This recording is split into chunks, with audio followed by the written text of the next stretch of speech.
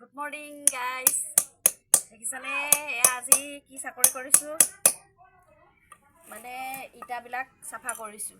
কিয়নো এটা ইটাৰ দাম 10 টকা 12 টকা নহয় জানো। যোনে পাকা ঘৰ বনাই ইটা কিনিছে বনাবলৈ তেওঁলোকে জানে।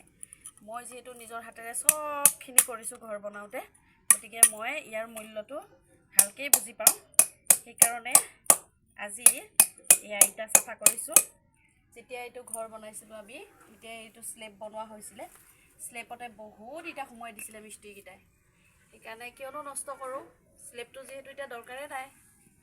সেইকাৰণে এতিয়া ইটাবিলাক চব চাফা কৰি পেলাই আকৌ ৱাল গাঁঠিব পাৰিম নহয় জানো। সেইকাৰণে এতিয়া চাফা কৰাত লাগি আছোঁ আৰু ইয়াকে কৰিবলৈ যদি এজন মানুহ দিওঁ, হাজিৰা লগাওঁ, 300 350 দৰকাৰ হ'ব।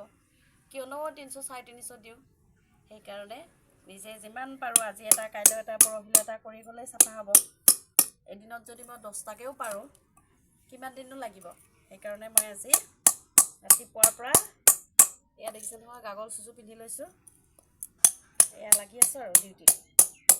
ল'ৰা ছোৱালী আৰু ছোৱালীটো কলেজ গ'ল, ল'ৰা স্কুল গ'ল। সেইকাৰণে আৰু মই ডিউটি কৰি আছোঁ আৰু এয়া কি কৰিমনো, বেলেগ কামটো নাই।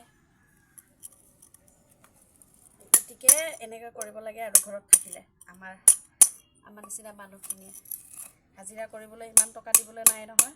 ক'ত পাম ইমান টকা পইচা। ঘৰ চলিবলৈ কোনোমতে জোৰেহে।